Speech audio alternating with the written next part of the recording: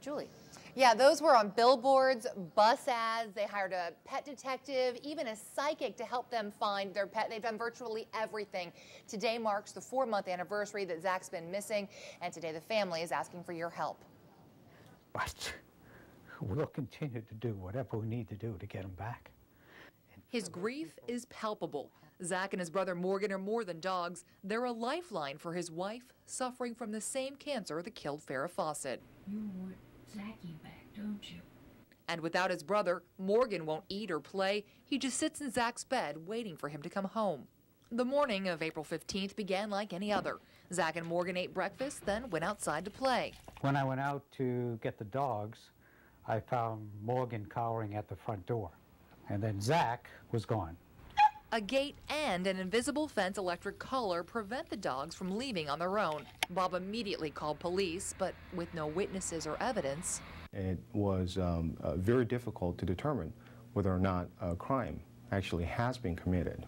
So they couldn't file a criminal report, but they did help circulate flyers and search shelters. The things we've done. That's when Bob turned to the internet. First, he hired a pet detective. She came down with her scent dog. And then she proceeded to investigate the area to see if there was a scent of Zach outside the property. There wasn't, indicating Zach hadn't walked away. And with no signs of attack, she also ruled out coyotes. To further investigate these possibilities, we hired a pet psychic. He knows how that sounds, but the psychic confirmed a hunch and told them Zach was in Alum Rock. My son and I then went to that area and put out posters, and we mailed out 500 postcards. But they didn't stop there. From billboards to bus ads, they saturated the area. We think we've done a lot, but we're not going to give up. After numerous tips, he's now certain Zach was stolen, a crime the sheriff's department calls grand theft. And for those people who have them, you may not know you have them, and we're not saying you stole them. We're saying we want them back.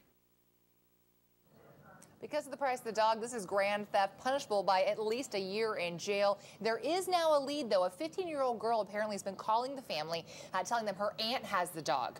And the aunt doesn't want to give it up, so the family's trying to deal with it on their own right now. But I talked to the sheriff today. He said he'll happily get involved if need be. You really see the emotion in that poor guy's face. I mean, this is a member of the family to him, isn't it? Absolutely. And his wife is dying of cancer, and you know, this is her lifeline. All right, let's hope that 15-year-old and the folks she's with will do the right thing. Absolutely. All right, Julie, thank you for that.